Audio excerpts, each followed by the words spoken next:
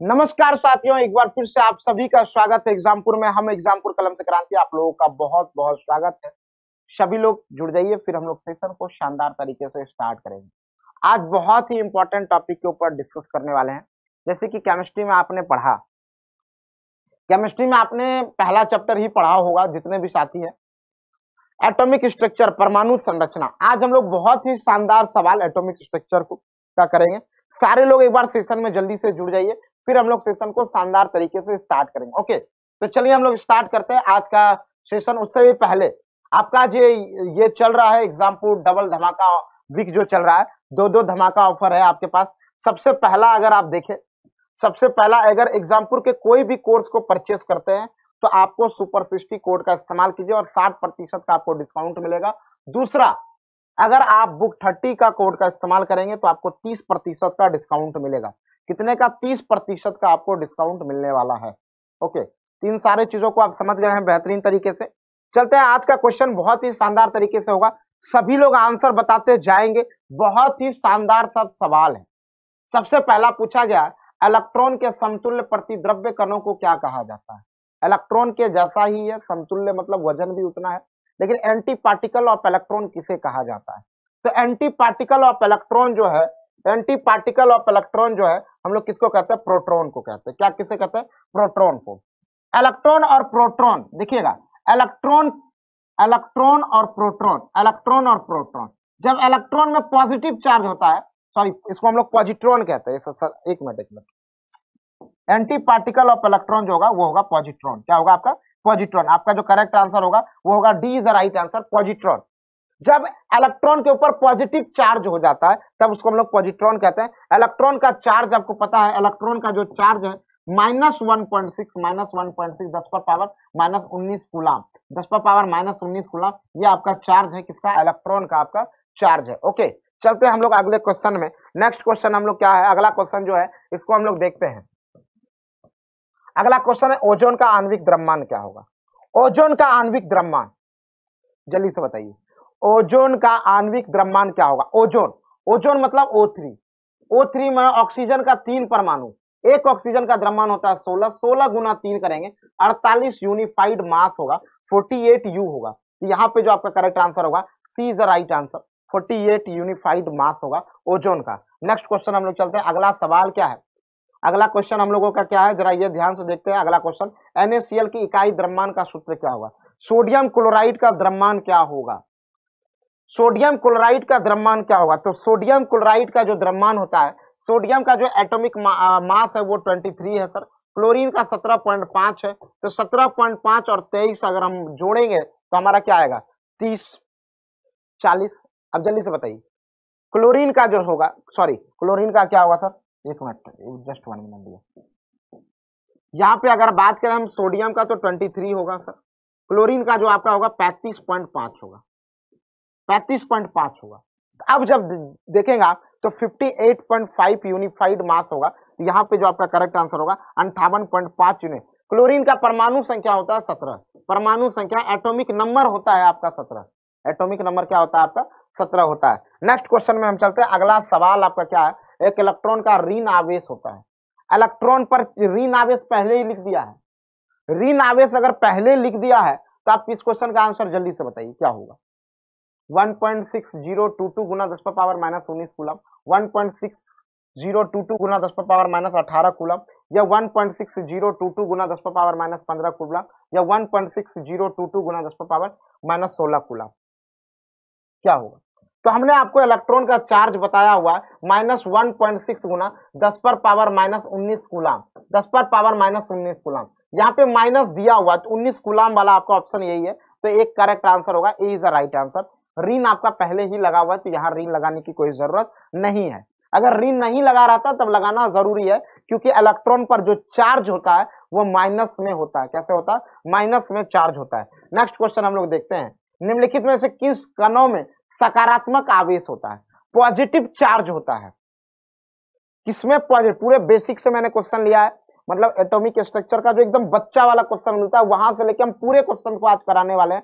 तो सारे लोग आंसर कमेंट में जरूर बताएं, फटाफट आप लोग आंसर देते रहिएगा। सारे लोग जितने भी मेरे प्यारे साथी जुड़े हुए हैं क्लास में, निम्नलिखित में किस कणों में सकारात्मक आवेश होता है? तो सकारात्मक आवेश के विषय में बात करें तो सकारात्मक आवेश जो होता है वो हमारा होता है प्रोटॉन में। किसमें होता है? प्रोटॉन में जो होता है हमारा सकारात्मक आवेश होता है। प्रोटॉन में क्या होता है? सकारात्मक आवेश होता है, पॉजिटिव चार्ज होता है 1.6 गुना 10 पर पावर -19 कूलम। 1.6 गुना 10 पर पावर -19 कूलम होता है चार्ज। और इलेक्ट्रॉन में अगर तो नकारात्मक होता है, नेगेटिव चार्ज होता है -1.6 गुना 10 पर पावर -19 कूलम। समझ में आ रहा है ना? तो यहाँ पे जो आपका करेक्ट आंसर होगा ये आपको समझ में अच्छी तरीके से आ गया होगा। नेक्स्ट क्वेश्चन में हम चलते हैं, अगले सवाल में चलते हैं। नेक्स्ट क्वेश्चन हमारा क्या है ये जरा हम लोग देखेंगे, ध्यान से देखते रहिएगा। ओके, तो यहाँ तक आप समझ गए होंगे चीजों को। नेक्स्ट क्वेश्चन हम लोगों का क्या है, अगला सवाल जो है, रदरफोर्ड का जो परमाणु मॉडल है वो डैश का वर्णन नहीं करता है।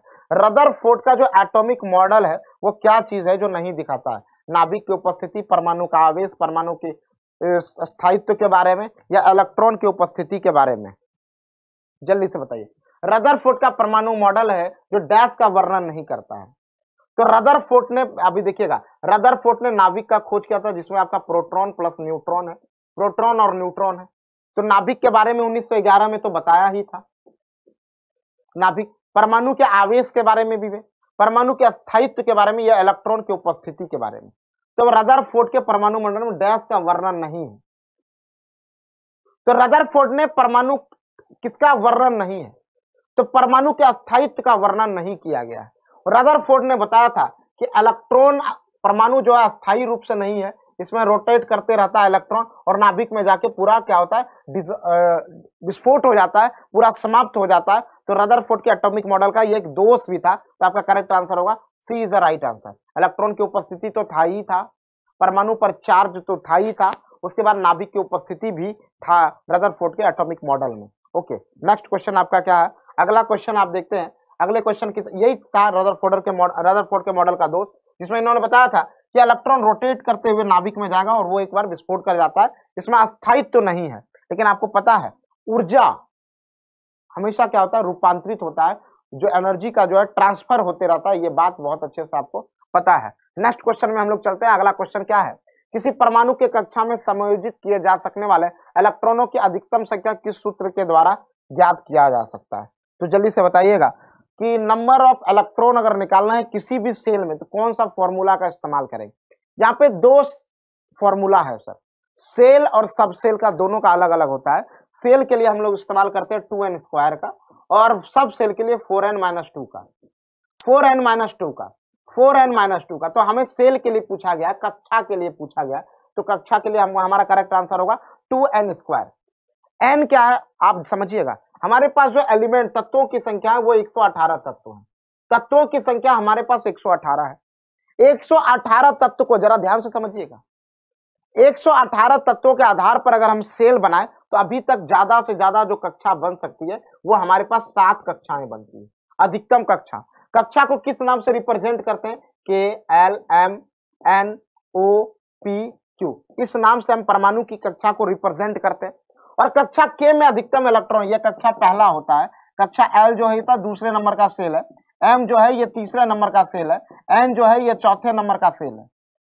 तो कक्षा K में पूछा जाएगा तो 2n² हम लोग फॉर्मूला लगाएंगे, 2n²। तो 2 गुना 1 का स्क्वायर 1 ही होगा, तो 1 यहाँ क्या हो जाएगा, 2 हो जाएगा। तो कक्षा K में अधिकतम इलेक्ट्रॉनों की संख्या 2 हो सकता है। तो आपका करेक्ट आंसर होगा C is the right answer. चलते हम लोग अगले सवाल में। नेक्स्ट क्वेश्चन आपका क्या है, अगला क्वेश्चन आपका क्या है ये जरा देखते हैं। तो नंबर ऑफ सेल आपको पता चल गया होगा, कक्षाओं की अधिकतम संख्या 7 होता है। कक्षा को हम लोग किस नाम से कहते हैं? KLMNOPQR आदि के अक्षरों के नाम से हम लोग रिप्रेजेंट करते हैं कक्षा को। समझ में आ रहा है कि नहीं? तो सारे लोग आंसर देने का कोशिश करें जरूर। और ये एटॉमिक स्ट्रक्चर कहते हैं ना, पीरियोडिक केमिस्ट्री का सबसे बेसिक चैप्टर है, केमिस्ट्री का सबसे बेसिक चैप्टर है। 8 नंबर क्वेश्चन जरा ध्यान से देखेंगे, क्वेश्चन नंबर 8 को जरा बहुत ध्यान से आप देखिएगा। पूछा है बोर के एटॉमिक मॉडल की अवधारणा के अनुसार क्या होता है जब इलेक्ट्रॉन ऊर्जा को फोटोन अवशोषित करता है? तो जब एक इलेक्ट्रॉन ऊर्जा ग्रहण करता है तो क्या होता है? या एक ही कक्षा में रहता है लेकिन तेजी से दोलन करता है, या प्रकाश ऊर्जा उत्सर्जित करता है, या भीतरी कक्षा में जाता है, या अगले बाहरी कक्षा में जाता है? जल्दी से बताइए, इस क्वेश्चन का आंसर आप लोग जल्दी से बताएंगे।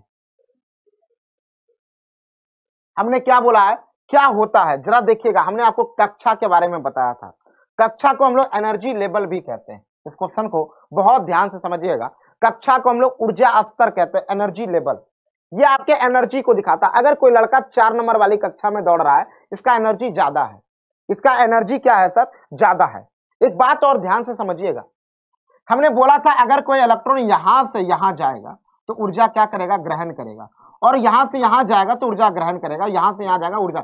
ज्यादा एनर्जी चाहिए। किसी भी परमाणु के आउटर सेल में जो इलेक्ट्रॉन होता है, किसी भी परमाणु के आउटर सेल में जो इलेक्ट्रॉन होता है, उसमें सबसे ज्यादा एनर्जी होता है वैलेंस इलेक्ट्रॉन में। बाहरी कक्षा में उपस्थित इलेक्ट्रॉन को हम लोग वैलेंस इलेक्ट्रॉन कहते हैं। तो ऊर्जा कब ग्रहण करता है? जब हम बाहरी कक्षा में नजदीक से दूर जाते हैं, और दूर से जब नजदीक आते हैं तो एनर्जी का हम लोग लॉस करते हैं, ऊर्जा का हम लोग त्याग करते हैं। तो यहाँ पे जो आपका करेक्ट आंसर होगा, यहाँ पे आपका करेक्ट आंसर क्या होगा जरा देखिए। यह प्रकाश ऊर्जा उत्सर्जित करता है, या भीतरी कक्षा में जाता है, या अगले बाहरी कक्षा में। यहाँ पे आपका जो करेक्ट आंसर होगा, बाहरी कक्षा में जब हम जाते हैं तो ऊर्जा को प्रोटॉन जो है वो ग्रहण करता है। आपका करेक्ट आंसर होगा D is the right answer. Okay, next one आपका क्या है? अगला सवाल आपका क्या है? क्वेश्चन नंबर हम लोग 9 में चलते हैं। एम कक्षा में शामिल हो सकने वाले इलेक्ट्रॉनों की अधिकतम संख्या। पिछली बार अगर देखेंगे एग्जाम में कई बार ये क्वेश्चन पूछा था और पूछा जाता है। कक्षा के में कितना होगा, एल में कितना होगा, एम कितने नंबर में है भाई? तीसरे नंबर का कक्षा। तो फॉर्मूला हमने बताया था 2n²। तो n का वैल्यू क्या है? 3 है। n का वैल्यू क्या है हमारा? 3। 3 का स्क्वायर क्या होगा? 9 होगा। तो 9 गुना 2 कितना हो जाएगा? तो 2 गुना 9 हो जाएगा आपका 18। तो m कक्षा में अधिकतम इलेक्ट्रॉनों की संख्या जो होगा 18 होगा। कक्षा के में कितना होगा सर? कक्षा के में 2 होगा। एल में कितना होगा? 8 होगा। एम में कितना होगा? 18 होगा। एन में कितना होगा? कक्षा एन में कितना होगा सर? कक्षा एन में अधिकतम इलेक्ट्रॉनों की संख्या हमने बताया के एल एम। एन में बताइए, एन चौथे नंबर का कक्षा है। एन जो है आपका चौथे, 4 का स्क्वायर क्या होगा? 16। 16 गुना 2 हो जाएगा 32। अगर आपसे पूछा जाता एन में अधिकतम इलेक्ट्रॉनों की संख्या तो आप बताते 32। एम एन हो गया। ओ भी पूछा जा सकता था आपको। ओ में पूछता, वो आपका 5वें नंबर का है। 5 का स्क्वायर क्या होगा? 25। 25 गुना 2 50 हो जाएगा। 50 इलेक्ट्रॉन हो जाएंगे। नेक्स्ट क्वेश्चन हम लोग देखते हैं। अगला सवाल जो है आपका वो क्या है? नेक्स्ट क्वेश्चन हम लोग देखते हैं। एक तत्व के परमाणु संख्या 13 है, तो इस किस तत्व में कितने सेल होंगे? एक तत्व का परमाणु संख्या 13 है तो नंबर ऑफ सेल बताइए। कक्षाओं की संख्या क्या होगी? कक्षाओं की संख्या क्या होगी? हमने पूछा है एक तत्व की परमाणु संख्या 13 है। 13 है परमाणु संख्या, किसका है? एल्युमिनियम का। किसका है? एल्युमिनियम का परमाणु संख्या कितना है? 13 है। इसका इलेक्ट्रॉनिक विन्यास होगा 283। कितना होगा सर? 283 इसका इलेक्ट्रॉनिक विन्यास होगा। इसमें कक्षाओं की संख्या बताया जाए तो 3 सेल इसमें पाए जाएंगे। कितने सेल होंगे? 3 सेल होंगे, 3 कक्षाएं होंगी। अगले क्वेश्चन में हम चलते हैं। नेक्स्ट क्वेश्चन हम देखिए आपका क्या है। अगला सवाल आपका क्या है? इलेक्ट्रॉनिक विन्यास, इलेक्ट्रॉनिक कॉन्फ़िगरेशन। हीलियम को छोड़कर सभी नोबेल गैस के बाहरी कोष में कितने इलेक्ट्रॉन होते हैं? तो जो आपका 18 ग्रुप है जिसमें आर्गन, क्रिप्टन, जेनॉन, रेडॉन है, उसके आउटर सेल में हमने पूछा है सर बाहरी कक्षा में कितने इलेक्ट्रॉन होते हैं? तो आउटर सेल में जो इलेक्ट्रॉन होते हैं सर वो 8 इलेक्ट्रॉन होते हैं इनर्ट गैस में। ये तो आपको पता ही होगा। पूरे बेसिक से स्टार्ट किया, हर एक क्वेश्चन को आप समझ पा रहे होंगे। हमने आपको पढ़ाया भी है बहुत बार सर इन सारी चीजों को। अगला क्वेश्चन में हम चलते हैं। नेक्स्ट क्वेश्चन आपका क्या है? अगला सवाल क्या है कि किसी तत्व का इलेक्ट्रॉनिक विन्यास अगर 285 है तो उस तत्व का नाम क्या होगा? तो 285 है इलेक्ट्रॉनिक विन्यास। क्या है भाई साहब? 2 है, 8 है, प्लस 5 है। तो 8 5 13 2 15। 15 किसका है? क्लोरीन का। आपको पता है सर फास्फोरस का जो परमाणु संख्या है, वो फास्फोरस का जो परमाणु संख्या है वो कितना है सर? 15 है। एक बात आपको और पता होगा, क्लोरीन की जो परमाणु संख्या है वो 17 है। और क्लोरीन जो है आपका वो इलेक्ट्रोनेगेटिविटी बहुत ज्यादा पाया जाता है। क्लोरीन में जो है वो इलेक्ट्रोनेगेटिविटी बहुत ज्यादा होता है। टू अट्रैक्ट इलेक्ट्रॉन, इलेक्ट्रॉन को अपनी ओर आकर्षित करने की क्षमता क्लोरीन में बहुत ज्यादा होता है। और क्लोरीन जो है हमारा अधातु है। क्या है? अधातु है सर। क्लोरीन हमारा जो है अधातु है। समझ में आ रहा है? तो B is the right answer. Next question पे हम लोग चलते हैं। अगला सवाल आपका क्या है? यदि एक तत्व का परमाणु क्रमांक 8 है तो इलेक्ट्रॉनिक विन्यास क्या होगा? अगर एक तत्व का परमाणु क्रमांक, एटॉमिक नंबर जो है परमाणु क्रमांक 8 है तो इलेक्ट्रॉनिक विन्यास क्या होगा? इलेक्ट्रॉनिक विन्यास क्या होगा? 283 281 21 26। जल्दी से बताइए।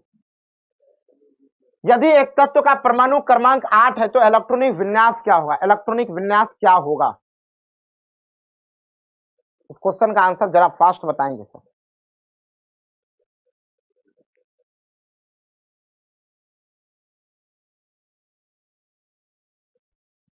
तो हमने पूछा है कि यदि एक तत्व का परमाणु क्रमांक किसका है, ऑक्सीजन का है, ऑक्सीजन का। वायुमंडल में सबसे ज्यादा हमारा पाया जाता है क्या, पृथ्वी पर सबसे अधिक मात्रा में पाए जाने वाला तत्व क्या, ऑक्सीजन, 49% पाया जाता है। इसका इलेक्ट्रॉनिक विन्यास होगा 2 और 6। आउटर सेल में 6 इलेक्ट्रॉन होगा। इसकी वैलेंसी क्या होगी सर, 8 - 6 करेंगे, 8 - 6 करेंगे तो आपका क्या आ जाएगा, 4 आएगा। इसकी वैलेंसी जो आएगा आपका सर 4 आएगा, सॉरी 8 - 6 करेंगे तो आपका 2 आएगा। वैलेंसी संयोजकता जो होगा वो 2 होगा। आपका करेक्ट आंसर होगा D is the right answer, D आपका बिल्कुल करेक्ट आंसर है। नेक्स्ट क्वेश्चन में चलते हैं। अगला सवाल आप क्या है, आंसर एकदम देते रहिए फटाफट स्पीड में। आपका अगला सवाल है, जिस परमाणु के बाह्यतम कक्षा में इलेक्ट्रॉनों की संख्या पूर्ण हो उसकी संयोजकता क्या होती है।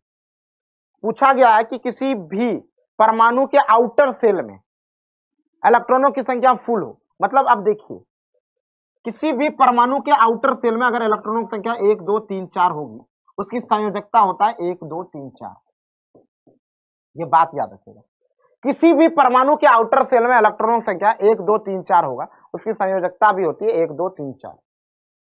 अगर किसी परमाणु के आउटर सेल में इलेक्ट्रॉनों की संख्या 5 6 7 और 8 हो तो उसकी संयोजकता होता है 8 - 5 आपका 3, 8 - 4 आपका कितना 4, 8 - सॉरी 1 मिनट, 8 - 6 होगा ना यहाँ पे, 8 - 6 जो होगा ये आपका हो जाएगा 2, आपका क्या होगा 2 होगा।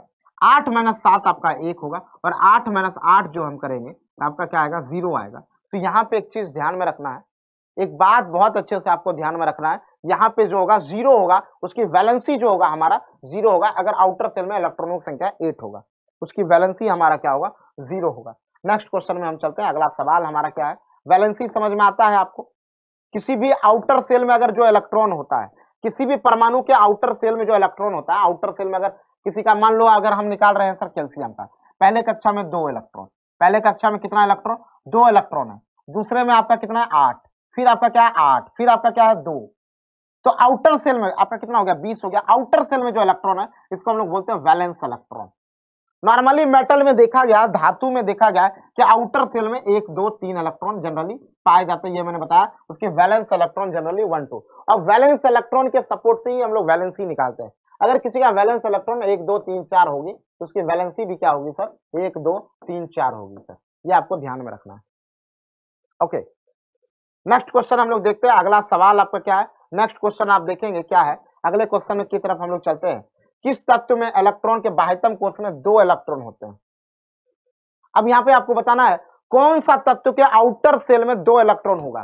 पोटेशियम होगा, कैल्शियम होगा, लिथियम होगा या सोडियम होगा, जल्दी जल्दी बताइए। किस तत्व के आउटर सेल में, किस तत्व के बाह्यतम कक्षा में। तो अगर आप देखेंगे पोटेशियम जिसकी परमाणु संख्या 19 होता है, पोटेशियम का परमाणु संख्या कितना है भाई साहब, पोटेशियम का परमाणु संख्या 19 है। इसका इलेक्ट्रॉनिक विन्यास अगर निकालेंगे 2 8 8 और 1, सबसे ज्यादा अभिक्रियाशील धातु होता है, मोस्ट रिएक्टिव मेटल। अगर हम कैल्शियम के विषय में बात करें तो कैल्शियम का परमाणु संख्या कितना है 20 होता है। इसका इलेक्ट्रॉनिक विन्यास हो जाएगा 2 8 8 और हो जाएगा 2, आउटर सेल में 2 इलेक्ट्रॉन। तो इसके आउटर सेल में बाह्यतम कक्षा में कैल्शियम के आउटर सेल में 2 इलेक्ट्रॉन। लिथियम सबसे हल्की धातु है, सबसे हल्की धातु क्या है लिथियम है। इसका इलेक्ट्रॉनिक विन्यास होगा 2 और 1, 3 इलेक्ट्रॉन। इसमें जो है इसकी परमाणु संख्या 3 होती है, इसके बाह्यतम सेल में इलेक्ट्रॉन संख्या 1 ही होगा। अगर आप सोडियम देखा जाए, सोडियम की परमाणु संख्या 11 होता है। इलेक्ट्रॉनिक विन्यास अगर देखा जाए तो 2 8 और 1 होता है, आउटर सेल में 1 इलेक्ट्रॉन पाया जाता है। ये चारों मेटल है सर, ये एक इंपॉर्टेंट बात है, ये चारों धातु है, सबसे हल्की धातु, सबसे अभिक्रियाशील धातु। केरोसिन तेल में इसको भी रखा जाता है, इसको भी रखा जाता है, इसको भी रखा जाता है। इसके बाद सबसे भारी धातु होता है ओस्मियम, जिसकी परमाणु संख्या कितना है 76 है। ओस्मियम सबसे भारी धातु, 76 नंबर का जो धातु है वह सबसे भारी धातु है। सबसे भारी धातु कौन सा होगा, ओस्मियम होगा, जिसकी परमाणु संख्या 76 है। नेक्स्ट क्वेश्चन में हम चलते हैं। अगला क्वेश्चन 17 नंबर। डैश के बाह्यतम कोश में 1 से 3 इलेक्ट्रॉन होते हैं।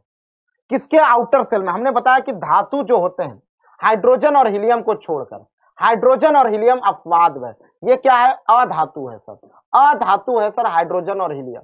तो हाइड्रोजन और हीलियम को छोड़कर, हाइड्रोजन और हीलियम को छोड़कर सबके आउटर सेल में, धातु के आउटर सेल में इलेक्ट्रॉनों की संख्या 1, 2 और 3 है। क्या है? 1, 2 और 3 है। अगर हम बात करें अधातु के संबंध में, सॉरी यहाँ पे आपका होगा इसके आउटर सेल में, और धातु के आउटर सेल में 1, 2, 3 पाए जाते हैं। अधातु के संबंध में अगर हम चर्चा करें, अधातु के संबंध में चर्चा करें, नॉन मेटल में बोला जाए तो आउटर सेल में 5, 6, 7, 8 इलेक्ट्रॉन पाए जाते हैं नॉन मेटल में। समझ में आ रहा है?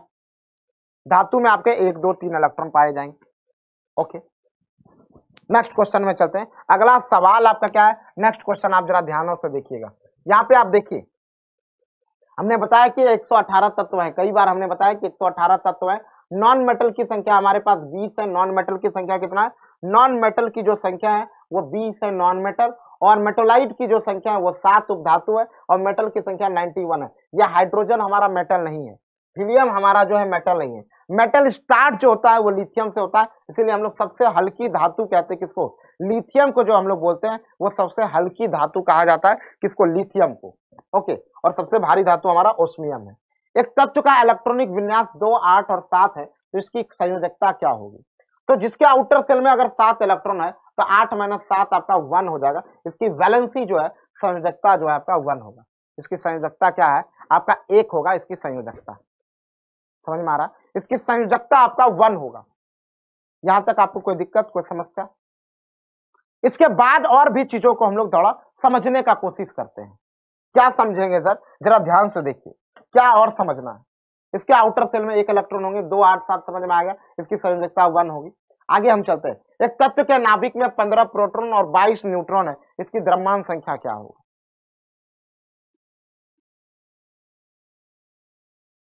एक तत्व के नाभिक में 15 प्रोटॉन, हमने क्या बोला? एक तत्व के नाभिक में 15 प्रोटॉन और 22 न्यूट्रॉन है, इसकी द्रव्यमान संख्या क्या होगा? द्रव्यमान बराबर क्या होता है? एटॉमिक मास बराबर। इस क्वेश्चन का आपने आंसर किया कि नहीं? 17 नंबर क्वेश्चन का आंसर, सॉरी 18 नंबर में चलते हैं। एक तत्व का, तो आपका एटॉमिक मास बराबर क्या होता है? ए इक्वल टू व्हाट? ए बराबर क्या होगा सर बताइए? एटॉमिक मास बराबर क्या होता है? A proton plus neutron. Proton plus neutron, atomic mass बराबर होता है प्रोटॉन प्लस न्यूट्रॉन। एक तत्व का इलेक्ट्रॉनिक विन्यास 2, 8, 7 है, तो इसकी संयोजकता क्या होगी? इसकी संयोजकता पूछा गया है प्रोटॉन प्लस न्यूट्रॉन का। तो प्रोटॉन और प्लस न्यूट्रॉन को अगर हम, एक तत्व का इलेक्ट्रॉनिक विन्यास 2, 8, 7 है, इसकी संयोजकता क्या होगी? संयोजकता पूछा गया, तो जरा देखिएगा। संयोजकता आउटर सेल में सर आपका 7 इलेक्ट्रॉन है, तो 8 माइनस अगर 7 करेंगे तो आपका 1 आएगा, तो इसकी संयोजकता 1 होगी। समझ में आ रहा? इसकी संयोजकता 1 होगी।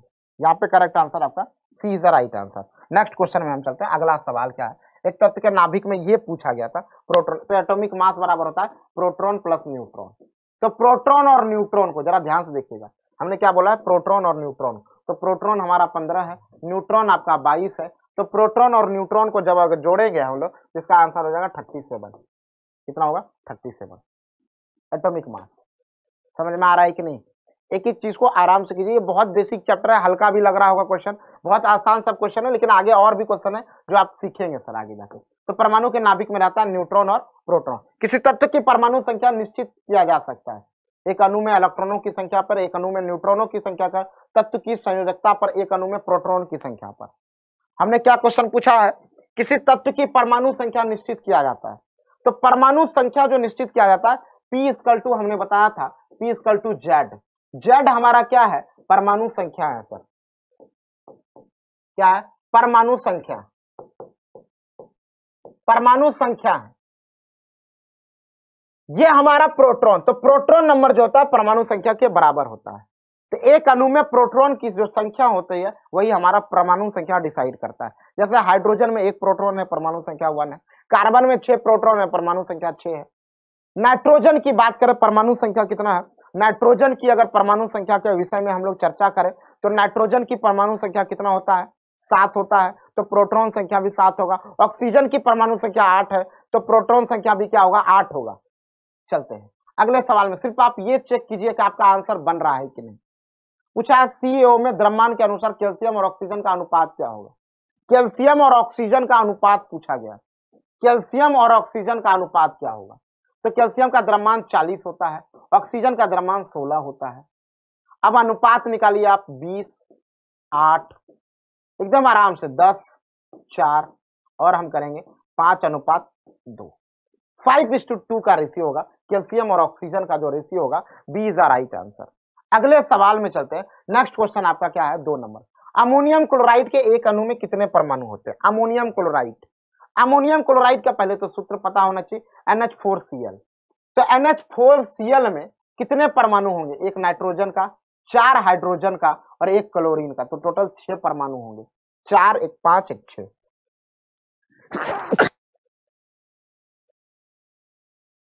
तो टोटल परमाणुओं की जो संख्या होगी वो 6 होगा। D is the right answer, 6 परमाणु पाए जाएंगे। नेक्स्ट क्वेश्चन में हम देखते हैं।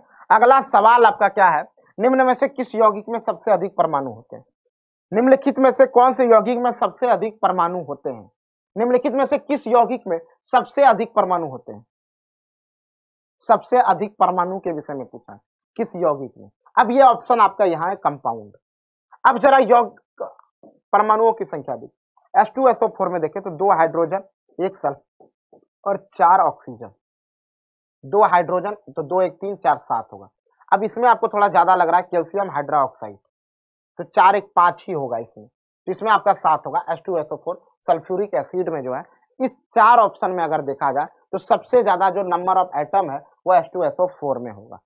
अगले क्वेश्चन में चलते हैं। अगला क्वेश्चन आपका क्या है, CO2 में कार्बन का प्रतिशत कितनी होगी? तो CO2 का पहले द्रव्यमान निकालो। CO2 का क्या निकालेंगे सर? द्रव्यमान निकालेंगे। CO2 का हम लोग पहले द्रव्यमान ज्ञात करेंगे। तो CO2 का द्रव्यमान जरा ध्यान से देखते रहिएगा। हमने बोला है कि CO2 का पहले द्रव्यमान, C का द्रव्यमान कितना होता है? 12। ऑक्सीजन का होगा, 2 ऑक्सीजन है तो 32 होगा। 12 32 44 ग्राम। अब आपका पूछा है 12 का गुना आप 100 कर दो, तो आप इसका प्रतिशत निकालो कितना होगा? 27.3% आएगा आपका। 27.3, 12/44, 12 सही 44 गुना 100 करेंगे, आपका 27.3% आपका आएगा। कार्बन का प्रतिशत है, किसका प्रतिशत है? कार्बन का प्रतिशत। कार्बन डाइऑक्साइड में कार्बन का प्रतिशत पूछा है। पानी के 5 अणुओं का द्रव्यमान क्या है? पानी के 5 अणु का द्रव्यमान क्या है? 5 अणु, तो एक अणु का द्रव्यमान अगर H2O का पूछा जाए, एक अणु का द्रव्यमान 18 ग्राम होता है, तो 5 अणु का 18 गुना 5 करेंगे तो आपका कितना होगा? 90 ग्राम, 90 यूनिट्स आप करेक्ट कर सकते हैं। सी इज द राइट आंसर। आज हमने बहुत बेसिक चैप्टर को सर पूरा तरीके से आपको रिवाइज करा रहे हैं, मतलब कहते हैं ना एकदम कॉन्फिडेंस लेवल आपका और भी हाई हो जाएगा। चीजों को एकदम समझते रहिए पूरे ध्यान तरीके से। नेक्स्ट क्वेश्चन हम लोग देख रहे हैं। अगला सवाल आपका क्या है, सोडियम कार्बोनेट का आणविक द्रव्यमान। तो पहले सोडियम कार्बोनेट का सूत्र लिख लो, Na2CO3। और ये खाने वाला सोडा होता है सोडियम कार्बोनेट। इसमें जल के कितने अणु पाए जाते हैं? क्वेश्चन ये भी पूछता है कि सोडियम कार्बोनेट में जल के कितने अणु पाए जाते हैं। तो इसमें होता है 10H2O। कितने होते हैं? जल के 10 अणु पाए जाते हैं। तो हमने पूछा सोडियम कार्बोनेट का आणविक द्रव्यमान। तो सोडियम कार्बोनेट का जो आणविक द्रव्यमान होता है सर, सोडियम का कितना होता है भाई साहब? 23। तो 23 गुना 2 कितना हो जाएगा सर? 46। 46 प्लस कार्बन का क्या होगा? 46 प्लस कार्बन का कितना होगा? 6। और ओजोन ऑक्सीजन का 3 होगा। तो 16 गुना 3 कितना होगा? 48, 48। तो 48 और कार्बन का सर 12, सॉरी इतना कार्बन का जो होगा यहाँ 12 होगा। तो अब देखिए यहाँ पे हो गया आपका कितना? 60 106। तो आपका करेक्ट आंसर होगा 106। सोडियम कार्बोनेट का जो आणविक द्रव्यमान है 106 होगा। नेक्स्ट क्वेश्चन में चलते हैं। अगला सवाल आपका क्या है? 7 नंबर। CO2 में कार्बन और ऑक्सीजन के द्रव्यमान द्वारा अनुपात। CO2 में कार्बन और O2, तो कार्बन और ऑक्सीजन अभी जस्ट आपने बनाया है। कार्बन और ऑक्सीजन, कार्बन का परमाणु द्रव्यमान 12, ऑक्सीजन का सर 16। अब ये आपको यहाँ पे पूछा कार्बन CO2 में कार्बन और ऑक्सीजन दो का क्या हो जाएगा? 32 हो जाएगा। और यहाँ पे आपका हो जाएगा 12, कार्बन का 12 और 32 का अनुपात 6, और यहाँ पे आपका क्या हो जाएगा? 16। यहाँ पे आपका 3 हो जाएगा और अनुपात क्या हो जाएगा? 8। तो 3:8 का रेशियो होगा। ए इज द राइट आंसर, 3:8 का। क्योंकि यहाँ पे हमने 32 क्यों लिया सर? ये कार्बन का लिया, ये O2 का लिया है। O2 एक O का, ऑक्सीजन का 16 होगा, तो 2 ऑक्सीजन है तो इसका 32 होगा। समझ में आ रहा है? तो यहाँ पे रेशियो आप निकाल सकते हैं, 3:8 का रेशियो आएगा। नेक्स्ट क्वेश्चन, किसी तत्व का परमाणु भार ज्ञात करने के लिए निम्नलिखित में से किसके साथ उस तत्व के परमाणु भार की तुलना की जा सकती है? तो किसी तत्व का परमाणु भार जो है इसका निकालने के लिए कार्बन 12, कार्बन C12 के साथ तुलना किया जाता है। यहाँ पे जो करेक्ट आंसर होगा कार्बन होगा आपका। क्या होगा करेक्ट आंसर? करेक्ट आंसर जो होगा आपका कार्बन होगा। नेक्स्ट क्वेश्चन में चलते हैं। अगला सवाल आपका क्या है, कार्बन 12 आपको समझ में आ रहा है कि कार्बन 12 को 12 टुकड़ों में विभाजित किया था और एक टुकड़े का जो वजन आया था उसी को हम लोग बोलते हैं 1 AMU। 1 AMU का जो वैल्यू है 1.66 गुना 10 पर पावर माइनस 24 ग्राम। 1.66 गुना 10 पर पावर माइनस 24 ग्राम 1 AMU का आपका वैल्यू है। ओके, ये समझ रहे हैं कि नहीं? अगले क्वेश्चन में हम चलते हैं। नेक्स्ट क्वेश्चन आपका क्या है, अगला सवाल आपका क्या है सर? नेक्स्ट क्वेश्चन आपका है, एक परमाणु द्रव्यमान की इकाई AMU का वैल्यू पूछा है। 1 AMU इक्वल टू क्या होगा? हमने बताया 1.66 गुना 10 पर पावर माइनस 24 ग्राम। माइनस 24 ग्राम पूछा है, 24 ग्राम होगा। अगर केजी में दिया गया तो यहाँ पे हो जाएगा 1.6 गुना 10 पर पावर माइनस 27 केजी होगा 1 AMU का एटॉमिक मास यूनिट का जो वैल्यू है। नेक्स्ट क्वेश्चन आप लोग देखेंगे। अगला सवाल आपका क्या है, न्यूट्रॉन के अलावा सभी परमाणुओं के नाभिक में मौजूद होता है। न्यूट्रॉन किसके अलावा सभी? आपने देखा होगा कि हाइड्रोजन का परमाणु द्रव्यमान 1 और संख्या 1 होता है। न्यूट्रॉन बराबर होता है, ये इसका हुआ ए नंबर एटॉमिक मास, ये होता है इसका जेड परमाणु संख्या। परमाणु संख्या को जेड से सूचित करते हैं, परमाणु द्रव्यमान को हम लोग ए से सूचित किया जाता है। एन इक्वल टू होता है ए माइनस जेड, तो ए 1 और जेड भी 1, इसका 0 होता है। हाइड्रोजन में न्यूट्रॉनों की जो संख्या होता है 0 होता है, एन बराबर होगा 0। आपको पता होना चाहिए बहुत अच्छे से 118 तत्व में 118 तत्व मात्र एक हाइड्रोजन है जिसके पास न्यूट्रॉन 0 होते हैं। जिसके पास क्या होता है, न्यूट्रॉनों की जो संख्या होती है वो 0 होता है।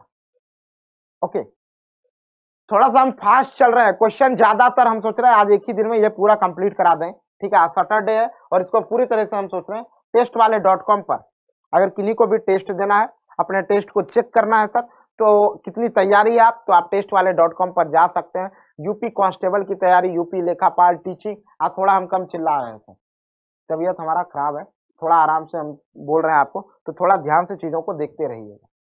ओके, नेक्स्ट क्वेश्चन हम लोग देखते हैं। अगला क्वेश्चन क्या है? अगला क्वेश्चन जो है इसको जरा ध्यान से समझने का कोशिश करेंगे आप। हमने बोला रदरफोर्ड के परमाणु मॉडल में अल्फा कण प्रक्षेपित किए जा सकते हैं। रदरफोर्ड के परमाणु मॉडल में, रदरफोर्ड के परमाणु मॉडल में जल्दी से बताइए, रदरफोर्ड के परमाणु मॉडल में अल्फा कण प्रक्षेपित किया गया गोल्ड पर। तो रदरफोर्ड का जो एटॉमिक मॉडल था, इसने जो अल्फा कण को गुजारा था वो गोल्ड के चादर पर, सोने के चादर पर। तो ये आपका आंसर होगा, इज द राइट आंसर। दूसरा बात, रदरफोर्ड ने परमाणु के नाभिक का खोज 1911 में किया था और परमाणु के नाभिक में रहता है प्रोटॉन प्लस न्यूट्रॉन, और इसी दोनों को जोड़ने पर आपका एटॉमिक मास निकल कर आता है। ए इक्वल टू होता है proton plus neutron, atomic mass बराबर होता है प्रोटॉन प्लस न्यूट्रॉन। ये आपको समझ में अच्छी तरीके से आ गया होगा। अगले क्वेश्चन में चलते हैं। नेक्स्ट क्वेश्चन आपका क्या है, अगला सवाल जो है ये देखते हैं आपका अगला क्वेश्चन क्या है। उन तीनों तत्वों को नामित करें जिनके बाह्यतम सेल में केवल एक इलेक्ट्रॉन होते हैं, जिसके आउटर सेल में सिर्फ एक इलेक्ट्रॉन होते हैं। उन तीन तत्वों को नामित करें जिसके बाह्यतम सेल में, जिसके आउटर सेल में सिर्फ एक इलेक्ट्रॉन होते हैं। तो अभी आप देखेंगे अगर मैग्नीशियम, कैल्शियम के भी आउटर सेल में 2, इसको तो लेना ही बेकार है। पोटेशियम का 19 होता है परमाणु संख्या, इसके आउटर सेल में उसका इलेक्ट्रॉनिक विन्यास होता है 2, 8, 8 और 1, आउटर सेल में एक इलेक्ट्रॉन। सोडियम के भी आउटर सेल में आप देखेंगे तो 2, 8 और 1 होता है, एक इलेक्ट्रॉन। और लिथियम के भी आउटर सेल में देखेंगे तो 2 और 1 होता है। तो इसके जो आउटर सेल है इसमें सब में आपका एक एक इलेक्ट्रॉन पाया जाता है। तो आर्गन में देखेंगे 8 होता है क्योंकि ये इनर्ट गैस है, इसके आउटर सेल में 8 इलेक्ट्रॉन होगा। आप आर्गन का इलेक्ट्रॉनिक विन्यास निकालेंगे 2, 8, 8 होगा 18। मैग्नीशियम, हीलियम में देखेंगे आउटर सेल में 2, नियॉन में देखेंगे आप। तो ये आपका एक एक पूछा है, तो आपका आंसर जो होगा B is the right answer. Lithium सबसे हल्की धातु, और ये तीनों और धातु मोस्ट रिएक्टिव होता है, इसको केरोसिन में भी रखा जाता है। पोटेशियम सबसे अभिक्रियाशील धातु है। समझ में आ रहा है कि नहीं? तो पूरे अच्छे तरीके से एक एक चीजों को आप समझते रहिए। क्वेश्चन नंबर 13, समान रासायनिक गुण वाले दो तत्वों के लिए निम्नलिखित में से कौन सा विकल्प सही है? समान रासायनिक गुण, पूरे अच्छे से एक एक क्वेश्चन को कर लीजिएगा। हर एक क्वेश्चन में कॉन्सेप्ट आप समझिए। आपका जितना कठिन क्वेश्चन बनता है यही बेसिक से आपका बिल्ट होता है कठिन क्वेश्चन। आप जरूर, हम आपको बताएं ना कि बेसिक से, अब ऐसा नहीं है, अब ये सारे कॉन्सेप्ट वाले बातें यहाँ पे ये नहीं हो रहा है परमाणु का नाभिक का खोज रदरफोर्ड ने किया, इससे कोई बेसिक से कोई कठिन क्वेश्चन जनरेट नहीं होगा। लेकिन जो कॉन्सेप्ट, जैसे ये क्वेश्चन है, समान रासायनिक गुण वाले दो तत्वों के लिए निम्नलिखित में कौन सा विकल्प सही है? तो समान रासायनिक गुण, तत्वों का संयोजी इलेक्ट्रॉनों की संख्या समान होगी, तत्वों के संयोजी इलेक्ट्रॉनों की संख्या भिन्न होगी, तत्वों के परमाणु द्रव्यमान भिन्न होंगे, तत्वों का परमाणु द्रव्यमान समान होगा। तो परमाणु द्रव्यमान तत्व का तो समान हो नहीं सकता, तो तत्वों के संयोजी इलेक्ट्रॉनों की संख्या सेम होगी। ये इज द करेक्ट आंसर। संयोजी इलेक्ट्रॉन क्या होता है? Valence electron. संयोजी मतलब आउटर सेल में अगर ग्रुप का देखा जाए, अगर आप ग्रुप देखेंगे तो इसके सारे आउटर सेल में इलेक्ट्रॉनों की संख्या एक एक होगा। आप क्या देखेंगे? एक एक ही देखेंगे। अगर इस ग्रुप में देखा जाए, इसके आउटर सेल में एक इलेक्ट्रॉन, इसके आउटर सेल में भी एक इलेक्ट्रॉन, इसके भी आउटर सेल में एक इलेक्ट्रॉन, तो एक ग्रुप में रहने वाला, इसमें देखेंगे बेरिलियम के आउटर सेल में 2 इलेक्ट्रॉन, मैग्नीशियम के आउटर सेल में 2 इलेक्ट्रॉन, कैल्शियम के आउटर सेल में 2 इलेक्ट्रॉन। तो एक ग्रुप जो होता है, जैसे हैलोजन ग्रुप में आप चले जाइए तो 7 इलेक्ट्रॉन। ऑक्सीजन परिवार में सबके आउटर सेल में आपका 6 इलेक्ट्रॉन दिखेगा। तो ये जो है एक ग्रुप में जो रहने वाले जो तत्व होते हैं उसके वैलेंस इलेक्ट्रॉन सेम होता है, एक जैसा होता है। कहीं कहीं अपवाद है, एक जगह एक्सेप्शन है। हमने पूछा धातुओं को आमतौर पर सबसे बाहरी कक्षा में सेल इलेक्ट्रॉनों की संख्या, तो धातु का तो बहुत आसान सा बात है, कई बार मैंने पढ़ा दिया कि मेटल के आउटर सेल में इलेक्ट्रॉन संख्या 1 2 3 और नॉन मेटल में होता है, ये आपका अधातु में होता है। किसमें होता है? अधातु में होते हैं। अधातु में होते हैं 5 6 7 8 नॉन मेटल में। समझ में आ रहा है? नेक्स्ट क्वेश्चन हम लोग देखेंगे। अगला सवाल क्या है? 15 नंबर। एक तत्व का परमाणु भार W है।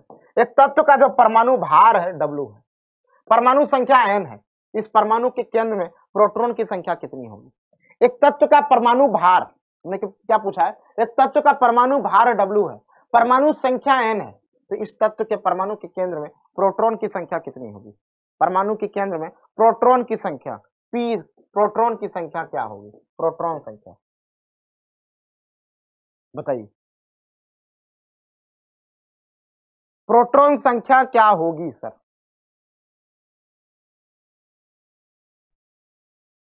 प्रोटॉन संख्या क्या होगी? तो प्रोटॉन संख्या बराबर क्या हुआ? एक तत्व का परमाणु भार W है, परमाणु संख्या n है, तो संख्या ही होता है ना। P = Z हमने पढ़ा है, P = Z पढ़ा है, ये Z जो होगा वो n के बराबर है। यहाँ पे जो आपका करेक्ट आंसर होगा ए इज द राइट आंसर। ए जो होगा आपका बिल्कुल करेक्ट आंसर होगा। नेक्स्ट क्वेश्चन में चलते हैं। अगला सवाल आपका क्या है? 16 नंबर पूछा है, फ्लोरीन में न्यूट्रॉन, प्रोटॉन और इलेक्ट्रॉन की संख्या क्या होगा? प्रोटॉन की संख्या उसमें क्या होगा? परमाणु संख्या 9 है और द्रव्यमान संख्या 19 दिया गया है, तो प्रोटॉन संख्या आपका 9 होगा। इलेक्ट्रॉन की भी संख्या 9 होगा, इलेक्ट्रॉन की भी संख्या क्या होगा? 9 ही होगा। और न्यूट्रॉन की संख्या अगर बोला जाए, न्यूट्रॉन की संख्या, आज हम थोड़ा कम चिल्ला रहे हैं, पहले हम बता दे रहे हैं, एक एक क्वेश्चन को ध्यान से समझते रहिए। न्यूट्रॉन की जो संख्या होगा, किसकी संख्या? न्यूट्रॉन की जो संख्या होगा, जरा ध्यान से देखते रहिएगा एक एक चीज को। अब न्यूट्रॉन क्या होगा? 19 - 9 होगा, न्यूट्रॉन जो होंगे आपके 10 होंगे, क्योंकि ये माइनस ये करेंगे आपका एटॉमिक मास A - Z करेंगे, तो A - Z करेंगे तो आपका न्यूट्रॉन आएगा, तो आपका क्या हो जाएगा सर? 10 प्रोटॉन? बिल्कुल नहीं होगा। 9 प्रोटॉन 9 इलेक्ट्रॉन 9, ये भी नहीं होगा। 9 प्रोटॉन 9 इलेक्ट्रॉन 10 न्यूट्रॉन। समझ में आ रहा है? अब मैंने बताया 9 प्रोटॉन 9 इलेक्ट्रॉन और 10 न्यूट्रॉन, ये आपका करेक्ट है। ये जो सी होगा राइट आंसर होगा। नेक्स्ट क्वेश्चन में चलते हैं, अगला सवाल में चलते हैं। हाइड्रोजन के समस्थानिक, हमने क्या पूछा? हाइड्रोजन के समस्थानिक ड्यूटेरियम में क्या होते हैं? हाइड्रोजन का समस्थानिक एक D2 है, तो D2 में पूछा गया है क्या होता है? तो D2 में देखें, इसके परमाणु द्रव्यमान जो होता है, इसका परमाणु संख्या सबका समान होता है, द्रव्यमान अलग अलग होता है। इसका परमाणु द्रव्यमान 2 होता है, इसमें परमाणु संख्या 1 होता है। इसमें प्रोटॉन भी हमारा 1 होगा, इलेक्ट्रॉन भी हमारा 1 होगा, न्यूट्रॉन भी हमारा 1 होगा, सब कुछ 1 1 होगा। 1 प्रोटॉन 1 न्यूट्रॉन इसमें टिक कर सकते हैं, 0 न्यूट्रॉन तो होगा नहीं, 1 इलेक्ट्रॉन तो होगा नहीं, 1 इलेक्ट्रॉन होगा, 2 न्यूट्रॉन नहीं होगा, ये नहीं होगा इसमें। तो अब इसमें देखेंगे 2 प्रोटॉन नहीं होगा, तो यहाँ पे जो करेक्ट आंसर होगा आपका B is the right answer. Next question में हम लोग चलते हैं। अगला सवाल क्या है? एल्युमिनियम के परमाणु में इलेक्ट्रॉनों का सही वितरण, तो एल्युमिनियम का इलेक्ट्रॉनिक विन्यास पूछा है। ऐसे नॉर्मली ऐसे निकालेंगे तो 1s2 2s2 2p6 3s2 ssp sp हमने बताया था 3p1। अब देखेंगे पहले कक्षा में इलेक्ट्रॉनों की संख्या 2 है, दूसरी कक्षा में 8 है और तीसरी कक्षा में आपका 3 है, तो 2 8 3 इसका इलेक्ट्रॉनिक विन्यास निकलेगा। सी इज द करेक्ट आंसर। ये एक धातु है, पृथ्वी पर सबसे अधिक मात्रा में पाए जाने वाला धातु एल्युमिनियम है। साउंड का स्पीड भी 6420 मीटर पर सेकंड होता है, किसमें? एल्युमिनियम में होता है। समझ में आ रहा है कि नहीं? एक एक पॉइंट को ध्यान देते रहिएगा। नेक्स्ट क्वेश्चन आपका क्या है? 19 नंबर क्वेश्चन। नाइट्रोजन के परमाणु में उपस्थित न्यूट्रॉनों की संख्या, नाइट्रोजन के परमाणु में उपस्थित न्यूट्रॉनों की संख्या। तो नाइट्रोजन का वायुमंडल में 78% पाया जाता है, इसकी परमाणु संख्या 7 होता है, द्रव्यमान संख्या 14 होता है। 14 माइनस 7 करेंगे तो न्यूट्रॉन जो निकल के आएगा वो 7 ही आएगा। तो परमाणु संख्या भी 7 है, न्यूट्रॉन की संख्या 7, इलेक्ट्रॉन भी 7 होगा, प्रोटॉन भी 7 होगा। इसमें इलेक्ट्रॉन भी क्या होगा, 7 होगा, प्रोटॉन भी जो होगा आपका 7 होगा। समझ में आ रहा है कि नहीं? नेक्स्ट क्वेश्चन में चलते हैं। अगला सवाल क्या है, एक तत्व का इलेक्ट्रॉनिक विन्यास 2 8 4 है, उस तत्व का नाम क्या होगा? उस तत्व का नाम होगा सिलिकॉन। क्या होगा? सिलिकॉन। सिलिकॉन क्या एक उपधातु है? क्या है? उपधातु। पृथ्वी पर सबसे अधिक मात्रा में पाए जाने वाला, पृथ्वी पर, किस पर? पृथ्वी पर सबसे अधिक मात्रा में, पृथ्वी पर सबसे अधिक मात्रा में पाए जाने वाला उपधातु लगभग 14%, सॉरी उससे ज्यादा लगभग पाया जाता है। क्या उपधातु? इसकी परमाणु संख्या कितना है? 14 होगा, 2 8 4 सिलिकॉन का। नेक्स्ट क्वेश्चन हम लोग देखते हैं। अगला क्वेश्चन क्या है, एक तत्व का इलेक्ट्रॉनिक विन्यास ये हो गया आपका। तो अब आपका पीरियोडिक टेबल का है, तो पीरियोडिक टेबल का एक अलग सेशन हम लेकर आएंगे। तो आज एक छोटा सा ही सेशन रहा आपके लिए, बहुत ही शानदार सेशन, ठीक है। तो सारे लोग जितने भी हैं, सभी लोग इसको पूरा एकदम स्पीड में, एक बार मैंने कराया सारा क्वेश्चन, लगभग 30-40 क्वेश्चन एटॉमिक स्ट्रक्चर का, सभी लोग एक बार सेशन को शानदार तरीके से शेयर कर दिया कीजिएगा। ओके, जय हिंद, जय भारत। फिर हम लोग मिलते हैं अगले लेक्चर में।